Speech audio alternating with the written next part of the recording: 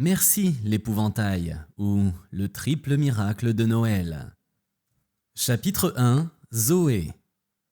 Mais cesse donc de pleurer, Zozo. Tout le monde peut faire des erreurs, même le Père Noël. Le papa de Zoé commençait doucement à perdre patience. On était le matin du 25 décembre et la fillette n'arrivait pas à s'arrêter de sangloter une seule seconde. « J'y peux rien s'il t'a oublié. Bon, je n'ai pas que ça à faire, moi. Les vaches se traient pas toutes seules. » Et il s'en alla en grommelant dans ses grosses moustaches. Zoé se retrouva seule devant la cheminée. Ses souliers, ses beaux souliers blancs vernis, qu'elle avait cirés avec le plus grand soin, restaient là, désespérément vides. Une toute dernière fois, elle les reprit l'un après l'autre, les retourna et les secoua. Toujours rien. Elle regarda le sapin rabougri que son papa avait fini par poser là, décoré avec juste une guirlande emmêlée et 3 ou 4 souriceaux en chocolat. « Un sapin, il y en a assez dehors !» avait-il dit.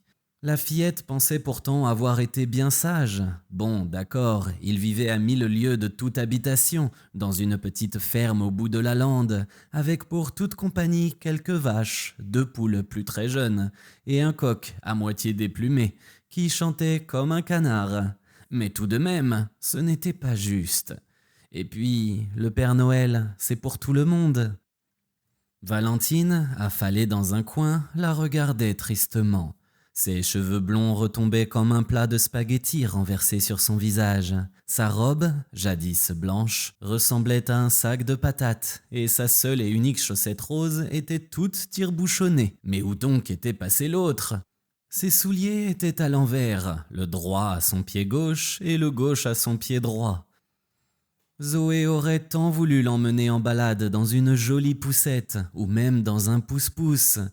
Un jour, elle avait essayé d'emprunter la brouette de son papa, mais il avait secoué la tête et fait « Puis il avait déclaré que les brouettes, c'était pour transporter le foin, pas un carrosse pour les princesses. Au bout d'un moment, elle décida d'arrêter de pleurer. Elle poussa un gros « pfff » et se leva pour ramasser ses souliers et les lancer tout au fond du placard. Elle ne voulait plus les revoir, ces affreuses vieilles pompes, plus jamais. Encore un tout petit dernier soupir. Elle regarda l'horloge au-dessus de la cheminée. Déjà 11 heures, c'est trop tard maintenant. Il ne viendra plus. Viens, Val, tu dois faire ta sieste, décida-t-elle. Elle prit la poupée dans ses bras, lui donna un gros bisou sur le bout du nez et retourna dans sa chambre. Dehors, le silence régnait. Le soleil, indifférent à tout, ne pensait qu'à se mirer dans la neige. C'était vraiment une journée magnifique, mais seulement voilà, le Père Noël avait oublié Zoé. C'était trop nul, elle pensait à ses copines, Mélina, Garance et Marie-Chantal. Elle devait crouler sous une montagne de cadeaux, elle n'osait même pas y songer.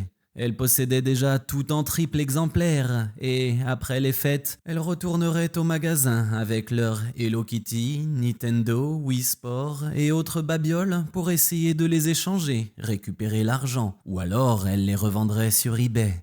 Pour ça, elle ne les enviait pas trop, mais tout de même, elle voyait déjà Marie-Chantal avec son petit sourire en coin. « Alors Zozo, le petit Papa Noël a encore oublié ton petit soulier ?» Et Garance d'ajouter « La dernière fois, t'avais reçu des cacahuètes, rances, je crois. » Alors là, bonjour la honte.